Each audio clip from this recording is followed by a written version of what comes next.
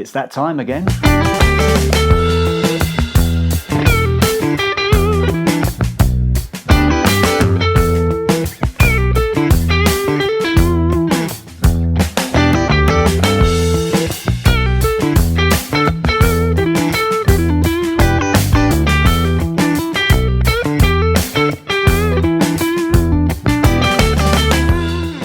He said, "Are those thick lens glasses you're wearing?" I said, "No, they're mine." "Oh, hi, Bobby here, and in this lesson we're going to learn to solo using just 4 notes.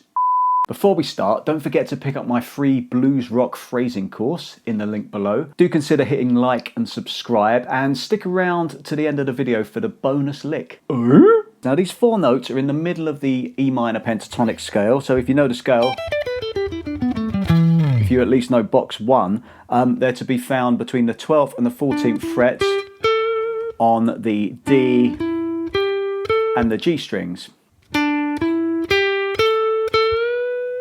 And we're going to use a bend as well on 14 on the G. But that's 5 notes. Okay, it's 5 notes. It's 4 notes and a bend.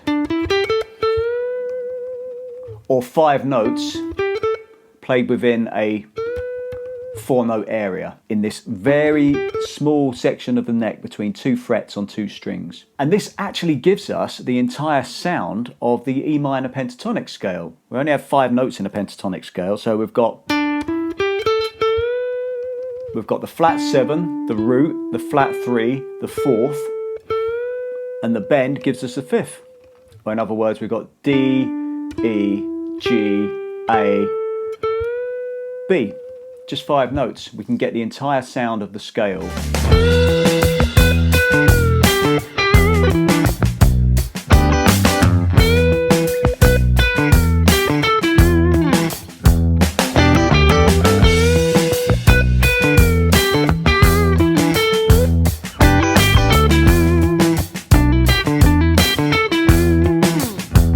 Now the underlying chord for all of this is E minor 7 or E minor. Our backing track is pretty much just bass and drums. There's a bit of guitar that I put on there, just kind of playing a bit of an E minor 7 chord.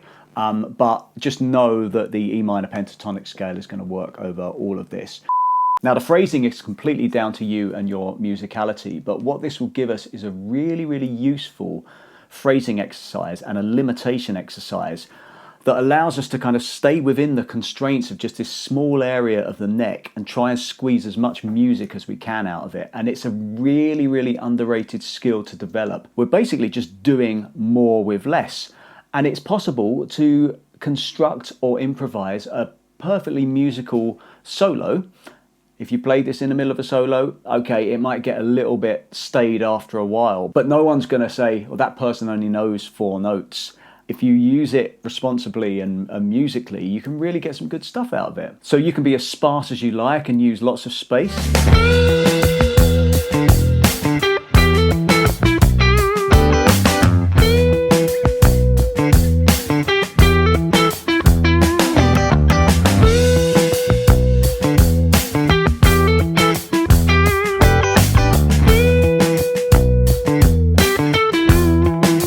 Or you can be a lot busier with your phrasing.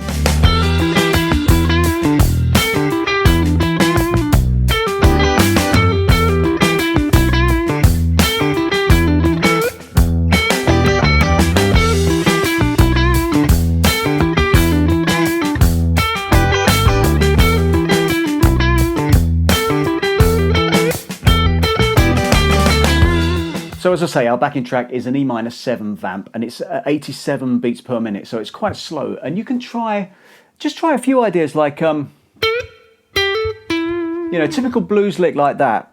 14 on the G, bend it up, and then that's 12 to 14 on the G, the hammer on there, and then 14 on the D string.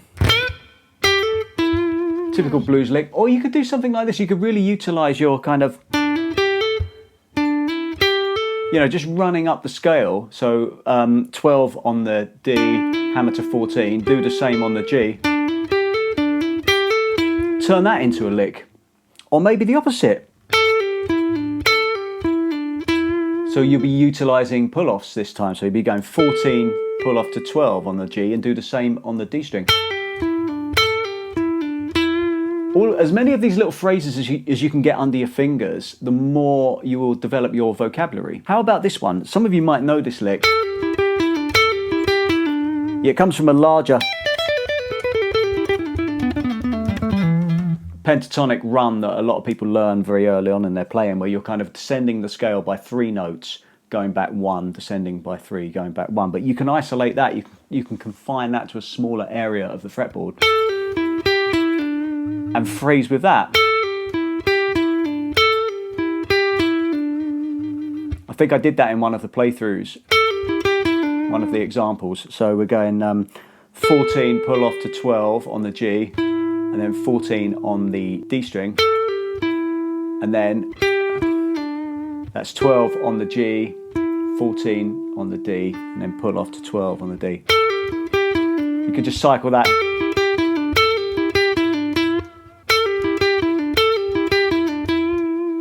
Loads of ideas. In the next lesson, we'll look at some phrasing exercises that will really help you to develop your sense of phrasing and rhythm and musicality and be able to, as I say, do more with less. But where's the bonus lick that you promised?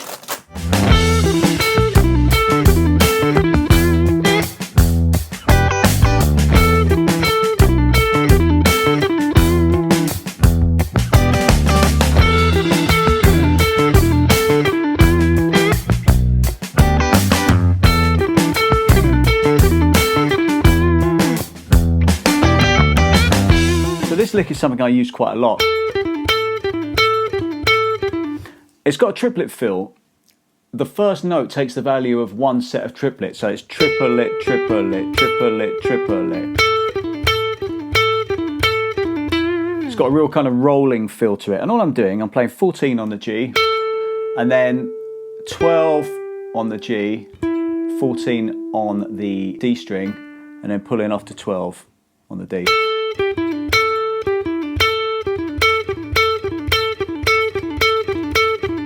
I'm using a little bit of sweep picking or economy picking. I'm picking down and then up, up, pull off.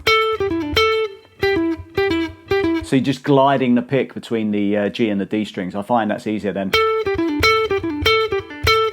But you can do it with alternate picking as well. But that pull off at the end really makes it, you know, gives it a little bit more of a smooth sound rather than picking every single note. So try some of these ideas for yourself. Well, that was interesting, wasn't it, Bouncer? Ooh. Thanks for watching. Let me know your thoughts in the comments below and check out one of these other videos for more content. See you next time. Bye.